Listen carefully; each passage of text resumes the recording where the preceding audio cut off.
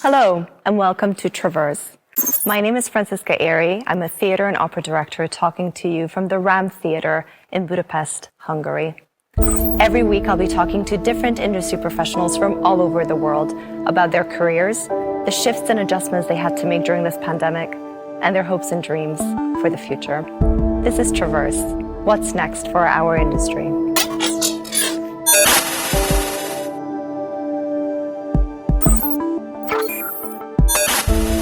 Today, I'm talking to Tom Lilge.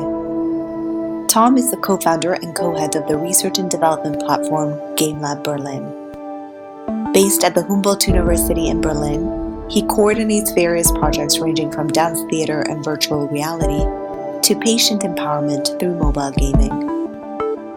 With a background in philosophy and theater science, he also works as an experience and game designer and helps companies and cultural institutions to create engagement and fun. Additionally, he is working with the Humboldt Forum Berlin and develops playful experiences for the museums of the future. Hi, Tom. How are you? Hey, I'm good. How are you? I'm good. I like your backdrop. You're in a kitchen, is it? Yeah, that's actually my kitchen in my small comic world, which I prefer sometimes in comparison to the real world. So sometimes I'm just immersed in that comic world, and it's a nice kitchen there.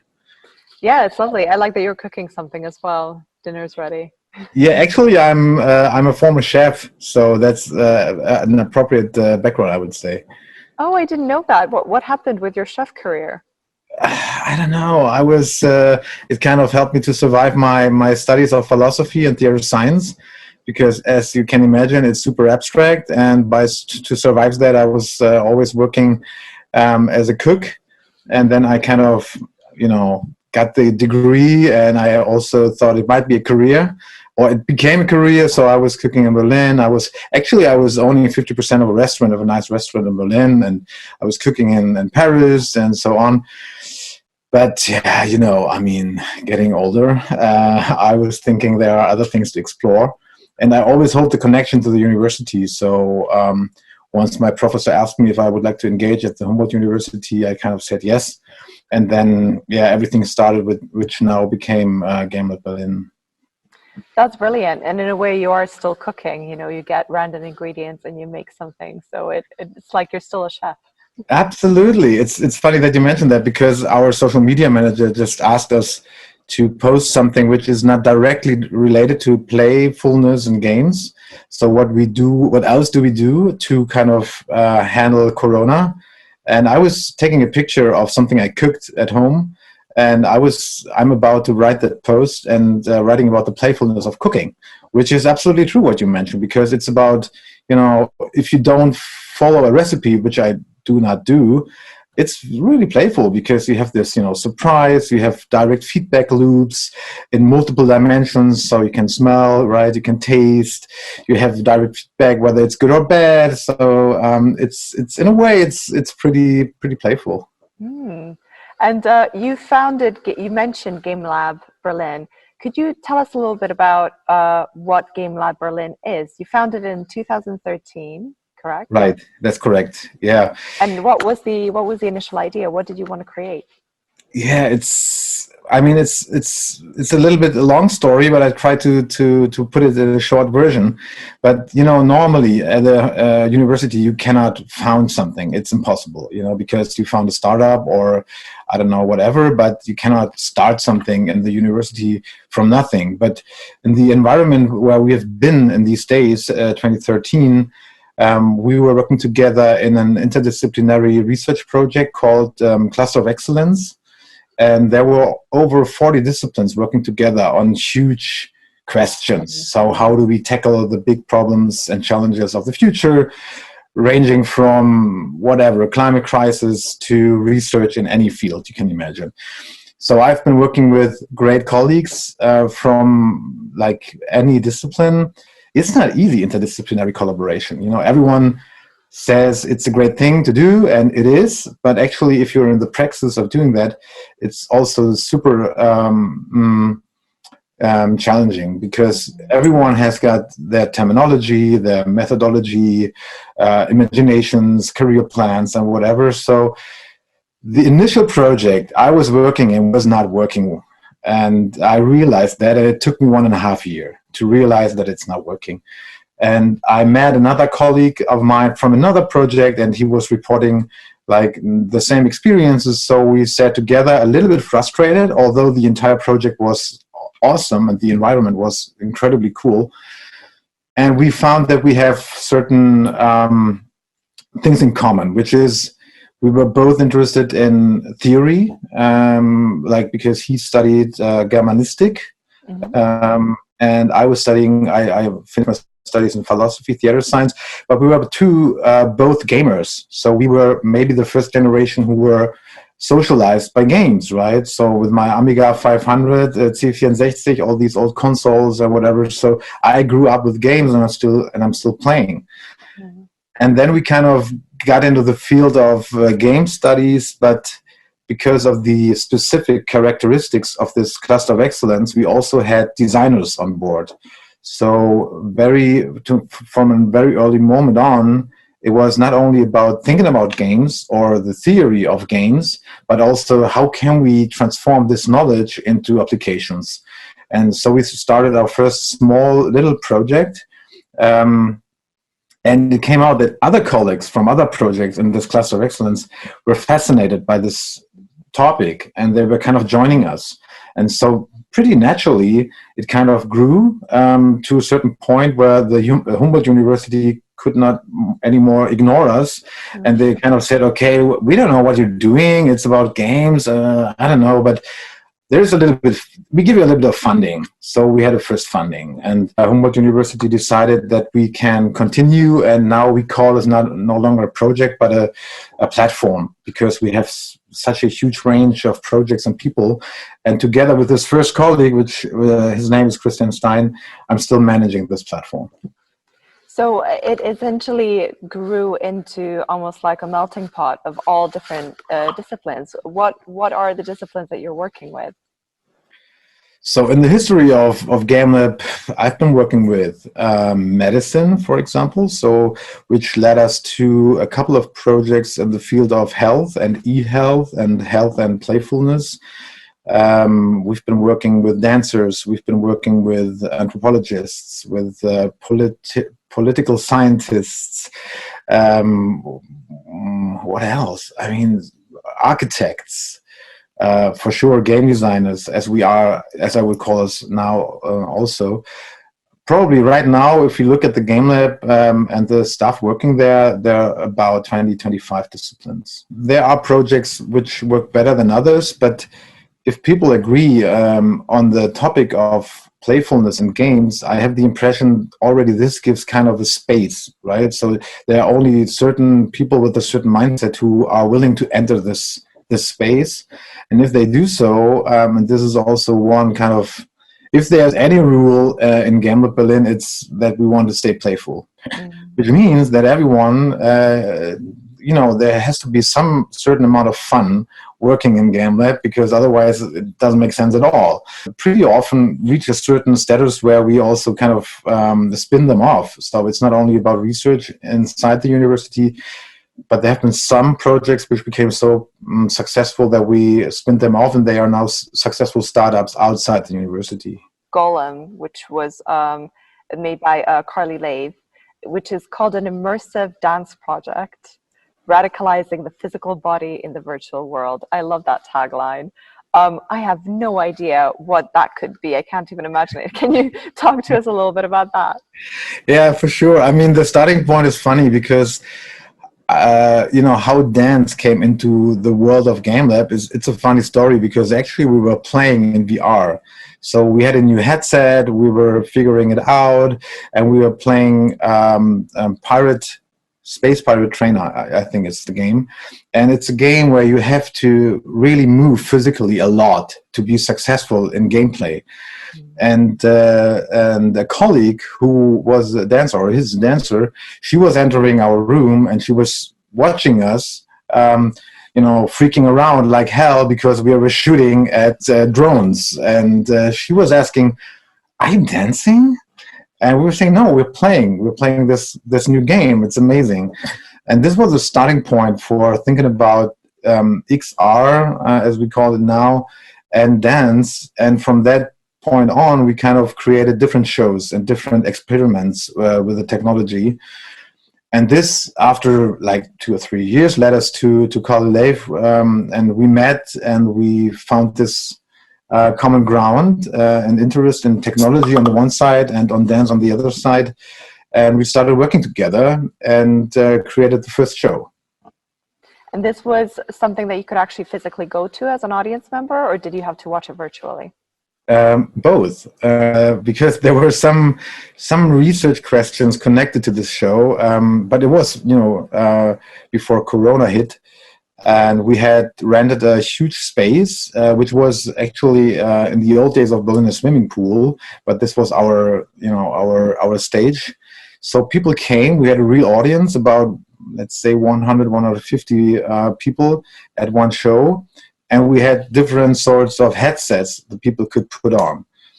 And the idea was that we not only have a physical show, but also a parallel show in VR. So the people could decide whether they want to witness the real persons and the real dancers, or the dancers in VR, which we kind of transported via motion capture system into the VR world. And this was already so interesting because we had one mobile headset, and it kind of reminded me, of smoking a joint together, because the people had it on, and then they didn't want it to get out of the headset, but then other people asked, "Could you please forward it to me? I would like to see what's happening."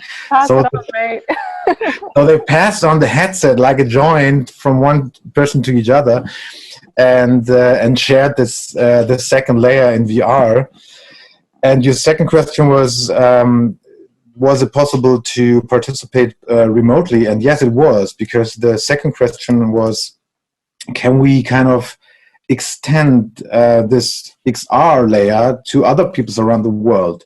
So we had like satellite events, for example, in India and in California, where people were witnessing the show, but then only the show in XR. And yeah, that was the idea, and it worked out pretty well. Do you think this is something live performance can live online? Did you find anything through this experience that you would like to share with us? I think it could work, absolutely. I mean, at the same time, I have to say, probably there's no restitution, is that the right word, for a human body in a room, right? This is something, it's unique, and you can feel it as a human being.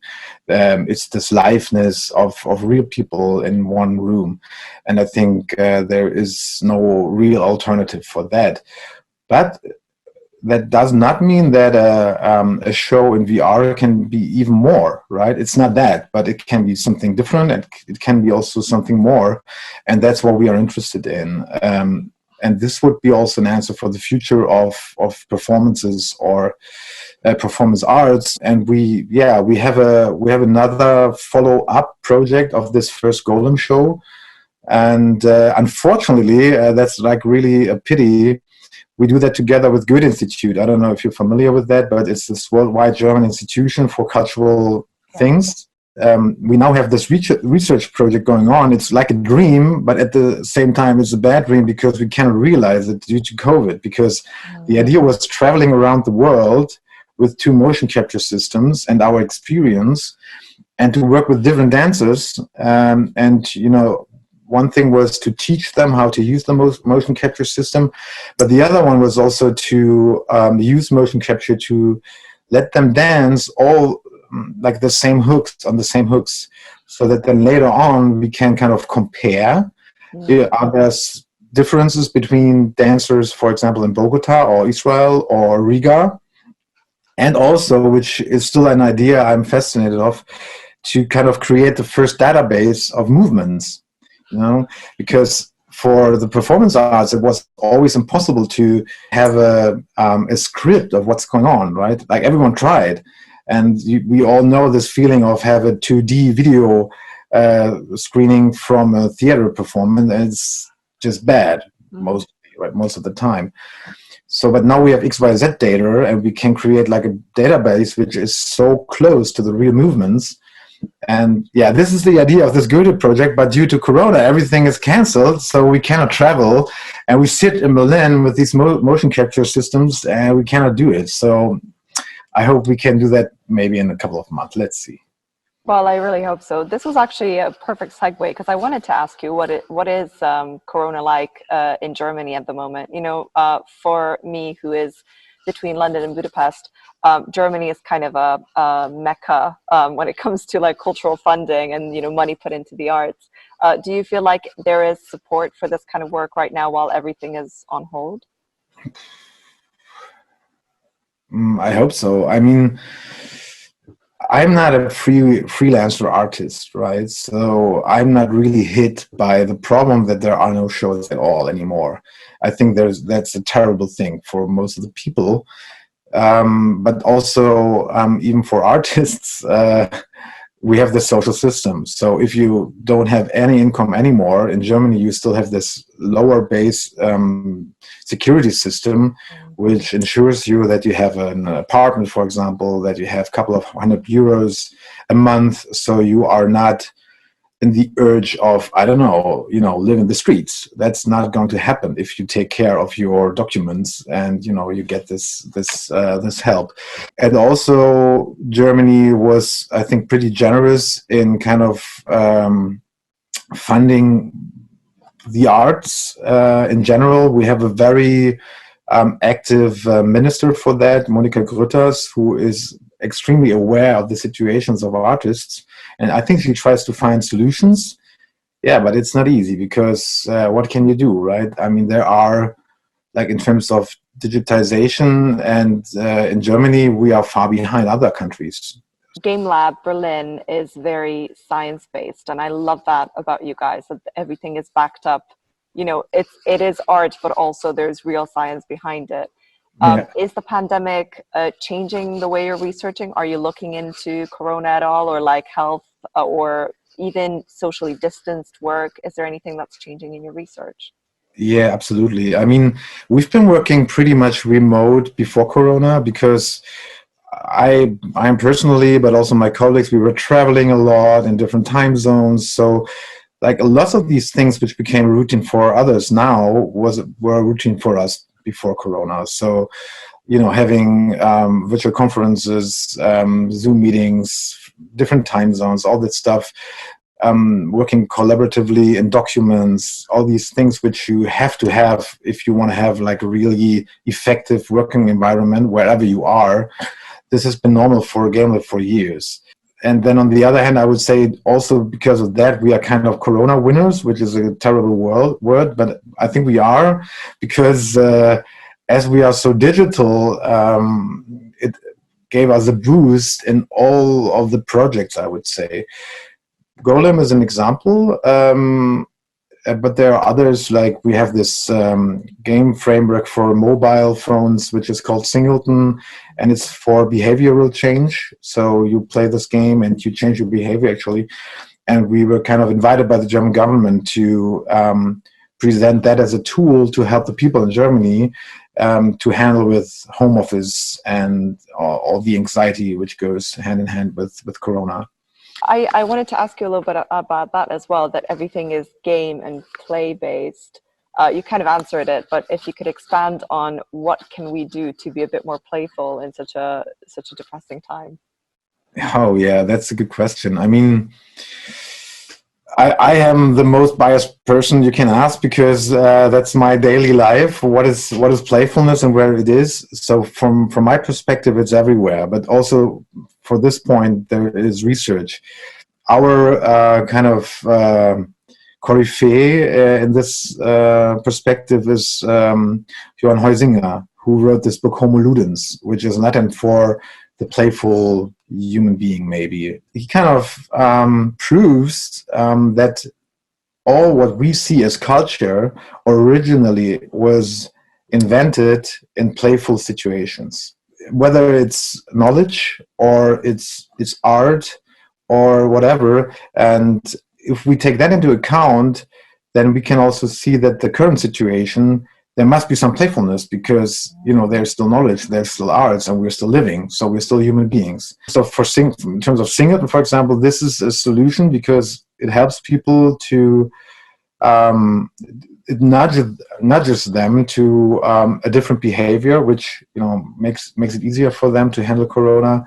Yeah, but it's hard. So if you would give it to me as a real challenge, then probably we'll find solutions.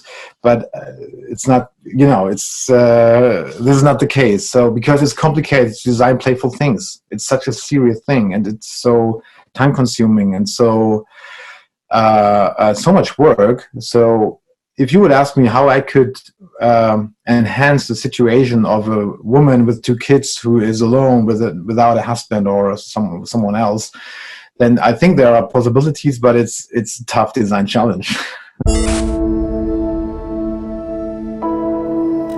Just as someone who is on the game design side of things, but is so interdisciplinary, do you watch any digital streaming of theater or opera or dance? And do you see any sort of solution that you're thinking, oh, this is interesting? Is there something that live theater is doing well right now in the pandemic? And what are the things that you think could improve?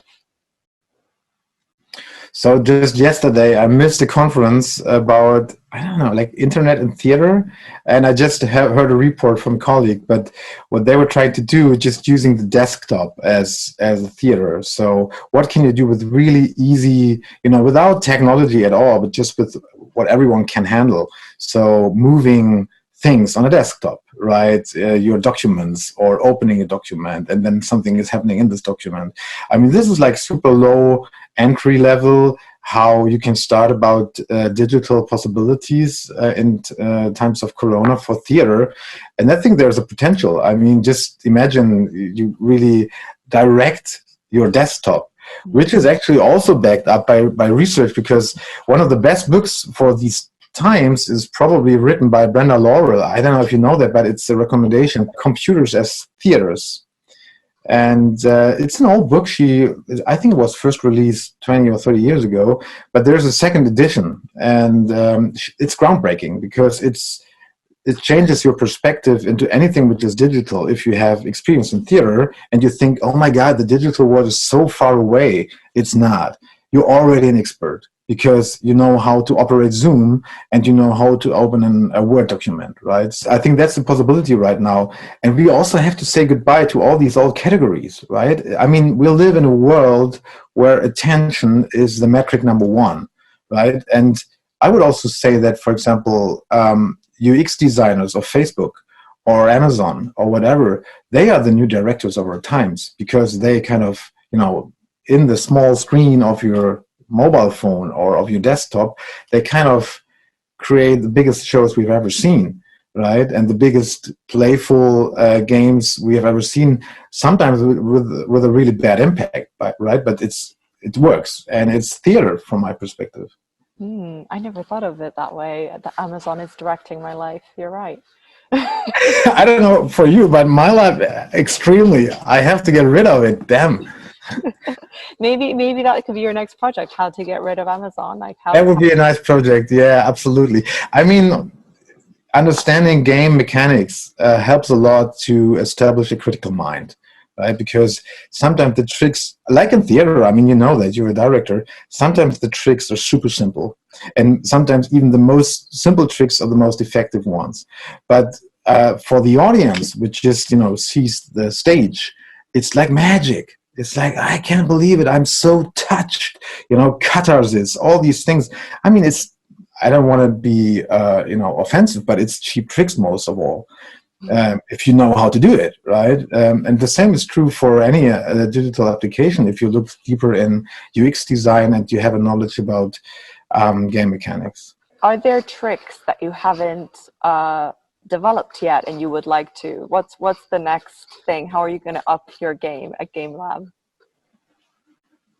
Well, I mean, yeah, there are different levels for sure.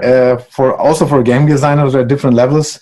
I mean, we brought Gamelab to that stage that we have some kind of reputation maybe, and also that people realize that we are there. Okay, that's been some kind of hard work, because if you talk about games and playfulness, still lots of people imagine you as a 14-year-old teenager eating pizza, right?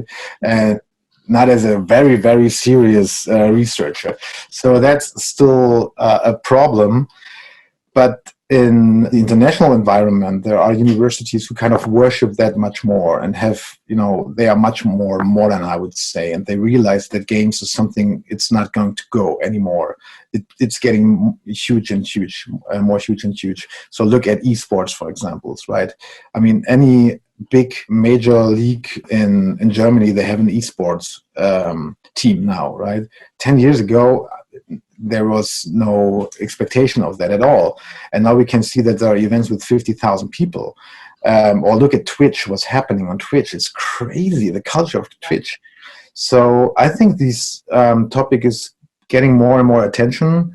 And that would be my personal wish for Gamelab, that we kind of have a really institutionalized understanding, as important as it is to know what theater is, or philosophy, or engineering, or software engineering. I think that this topic of Gamelab is interdisciplinary, but it is as important as all the others. I would love to continue. I would like to make it bigger. I would like to offer you, hey, we have a course online. Please have a look. Afterwards, you can operate a motion capture suit, right? Why not? That would be nice to offer that. But I'd go. Yeah, I know, and others probably too. So, but there has to be some funding and some understanding from the side of government and the city and whatever. But I think we're going in that direction. I once spoke to, what's his name again? But like 50 years ago, he was, starting with coding, and he was trying to establish that as a science at his university in the south of Germany, and they were laughing at him. And he went to other universities outside Europe, and then he came back 15 years later, and it was informatics. And then he became one of the anchor men of computational or computer science. And he told me, you have to have patience. It's at least 20 years. What was his name? I didn't. I don't remember. It's a shame. I have to look it up. He's super famous, at least in Germany. I have to look it up. I'm sorry, I can't. That's okay. It's just ironic, because you talked about fame and success. Yeah, he's super famous. But I don't remember his name. Okay. Well, that's my problem in 100 years. There was this guy. He was one of the founders of Gamelab, but what was his name again? What is do you think the biggest challenge, apart from the funding, right now, when you look back at your career? Was there like a point where you really found a very challenging thing, but you overcame it? As a researcher and game designer, and not as a chef, right? We can also ask about the cooking after the game design. No, you don't want to hear the stories from the kitchen. I don't know. I mean, we love to be challenged really hardcore. So I can say that because the fields we are working in, for example, there was this one project at the Charité, and this was a collaboration with medicine at the Charité, this huge university and clinic in the middle of Berlin. And we found out that we have player types on the one side. So this is my expertise, player types. And then the medicines we were working with, they said, oh, there are also patient types. This was a conversation while smoking a cigarette, okay? Funny enough. And then we said, okay, we have to continue this conversation. It's so interesting. And from this conversation, we kind of established a project thinking about how we can enhance or how we can create more motivation for patients suffering cancer. And while doing so, we kind of made research, and we went into the clinic. And I looked like a doctor, and I was running around, but I was actually the game designer researcher. And we were in this clinic, and there were cancer patients in all stadiums. So they were like, will survive to I'm nearly dead, right? And this was tough because, there's an ethical dimension to that, because if you understand game and playfulness in the wrong way, which most of the people do, as I said, it's nearly unethical to do so. Yeah. Unethical, thank you. Unethical to do so. But they, from a certain point on, they kind of understood our approach, and they helped us to at least develop a prototype. Yeah, the project was not successful in the terms of that we have a product right now or whatever, but it was super insightful for me, and it also showed me that I think there are no challenges that we cannot tackle with our perspective, because we were already confronted with death, and I think there's no bigger challenge and no bigger boss level than death for human beings. Wow, that's that's some heavy stuff as well, to go to cancer patients and talk about game design. Yeah, it is. It was frightening, but also the doctors, they immediately understood what we were talking about, because actually, if you talk about game design, you're talking about motivation and engagement. And this is something, maybe this is like the pure essence of what people do, or what a life should be about, maybe, right? So drive or engagement or commitment and all these things, and they are all driven by game mechanics. And as a game designer, you can design these procedures, and which is a super powerful thing to do. And we love to be challenged with the nearly impossible. So another project we have is it's people with dementia in VR. I mean, imagine this idea. It's super, super crazy, but it's an ongoing research project we have at Gamelab. And we are testing people who are suffering dementia and to help them with games in XR. And this is maybe the hardest challenge for a game designer, because these people are extremely emotional, and I mean, they forget everything very fast. So designing a game for them, it's a really hard challenge, but it's possible, and we are doing progress. But we also do things that are not as deep as that. So, I don't know, like in museums, creating new digital products to help younger people to connect to museums and all the knowledge which is archived there, and these things. But if you're a game designer, I think you always have fun, no matter what it is, and because you can see that you can kind of have an impact at all. Right, and with this time coming upon us, and it's so many things moving to the digital sphere, do you feel like there's more competition than in 2013? I don't know, like about normal game design, I would say, like if you are really working in the industry, I think competition is really hardcore, because it became a super huge industry. And like in any industry, it's about, I don't know, having the most profitable product. Yeah.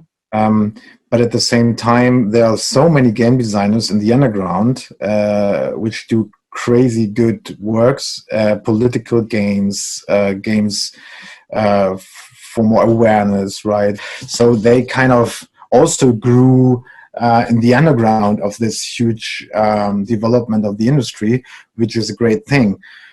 In terms of research, I still would say that, I don't know, maybe it would be better if there would be more competition.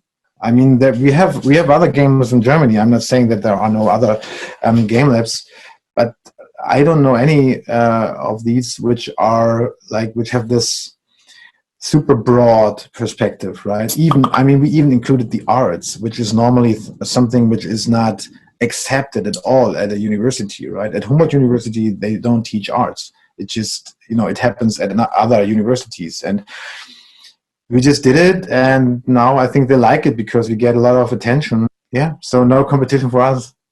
I don't know if you know Eric Zimmerman, who is like from the perspective of game design, like maybe the godfather, one of the godfathers of game design, and he's also been a mentor of Gamelab a little bit, and he is a professor at NYU in New York. I think he was super successful as a game designer. So he did, I would say, everything. Also, like successful commercial games.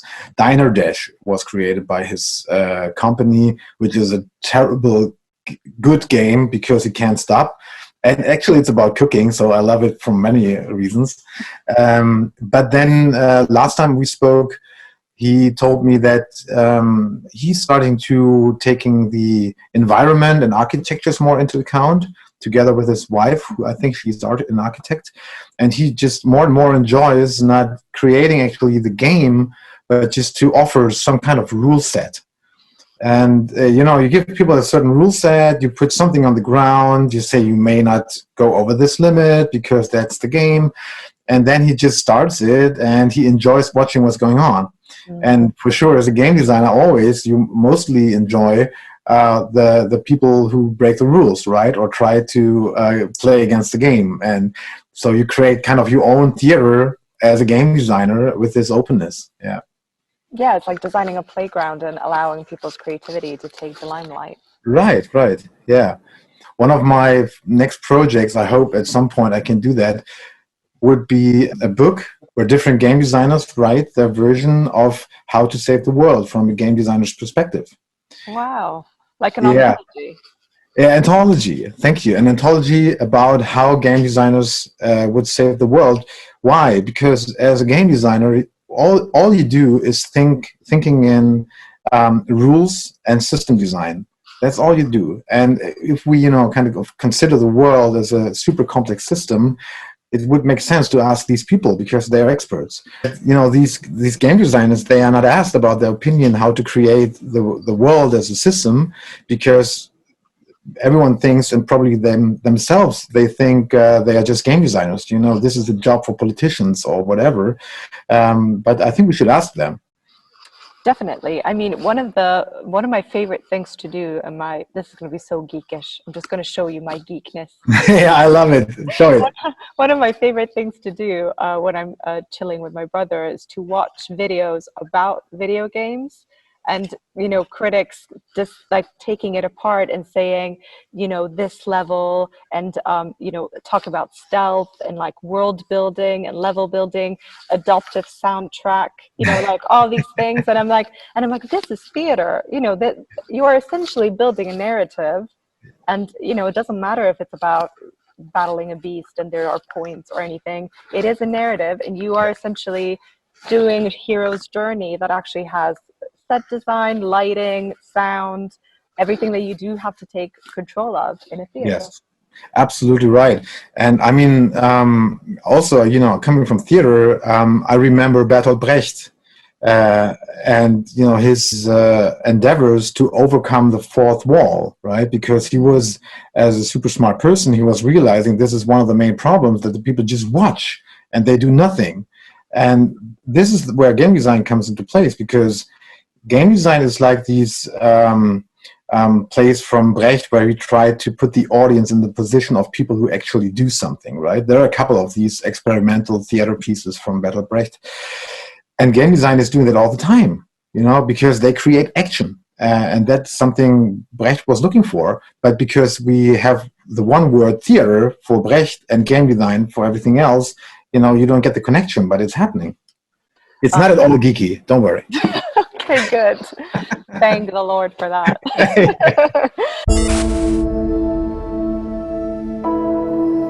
Where do you see the future of interdisciplinary work? You guys are kind of pioneering in bringing all different art mediums together and having a very science-based approach to it. Where does it go? I hope it becomes more and more normal. And if I say normal, then I really mean real interdisciplinary work, because I guess too often it's just written down in grants, so that you get the grants and asking for grants. Yeah, we will work interdisciplinary, but what it means is, the one person is doing the job and the other is doing his or her job, but there's not this common playground which we are interested in. So, and I would love that to grow. I would love to let the interdisciplinary playground grow, so that more things can, kind of sparkle and happen. And it's not controllable, right? I mean, this is a nice thing. The system design for interdisciplinary playground, I think we have to write a handbook for that and let it happen more often, because it's a wonderful thing, and it's also wonderful to not have the control. Not have the control. I've never heard that from someone who's in game design. Which is true. I mean, as a game designer, you are obsessed with control, but to create good game designers and good games and good ideas, you have to let it go, right? And then if it comes to the point of designing, yes, it's a lot about control. And there's this crazy thing about game design, that the more you control the player, the more freedom the player will experience, right? That's a weird thing. And maybe one last point to that topic. We try to coin a word. This is also something you always try when you are doing pioneering word. We try to coin as something coming from Gamelab. It's the play signer. And this is it's a combination. Yeah, maybe it's good, maybe it's just geeky. I don't know, but it's a combination of game designer, so play designer. It's not with the sharp as play designer. So a game designer and a player, and at the same time, what it means is that you can, on the one hand, enjoy getting immersed into a game and totally forget that it's a game, because you're just a player, right? You're just experiencing action and all this feelings which come along with the action and exploring a world and all that. But then to remember that it's just a game, and to kind of step back and step outside the system and understand the game system and say, okay, I was immersed as a player because now I can be a game designer and I can analyze the power of the game and why I was so fascinated. And if that would be possible, right, if you really would have human beings as play designers, that would be so nice, and it would be actually be part of enlightenment. Yeah, I mean, it's a little bit pathetic maybe, but it reminds me of Greek times, and you guys just setting up society as like philosophers, and then sitting back and watch people how society is being having a good wine, having a good Greek wine. just philosophizing under trees. Yeah. Yes, yeah, I'm a philosopher, so I cannot get rid of it, but that would be nice. Tom, it was so lovely to have you on this show, and I feel like we only scratched the surface. I wish we could have more of these, but thank you so much for bringing your expertise to this show. And I have one last question for you. I'm sitting in the Ram Theater. We have 650 seats. If you were here with me, what would you like to see in this space? Maybe the next Golden Show. So when we can travel around the world, that's one idea, that we kind of collect all the movements from all over the world, which is like an act of collecting, like Humboldt did. Yeah, so I'm a huge fan of Humboldt, Alexander von Humboldt in this case. And we kind of travel the world, we collect all the nice movements from the amazing dancers all around the world, and we kind of put it into a nice show, and we celebrate it where you are right now. That would be great. And again, feel invited to participate at Gamelab.Berlin. Amazing. Well, thank you so much, Tom, and please stay safe wherever you are. And thank you for coming on here. It was a pleasure to talk to you, and all the best for you and your team. And I'm looking forward for the results. Thank you so much. This was Traverse. Thank you so much for joining us, and join us next time to see what's next for our industry.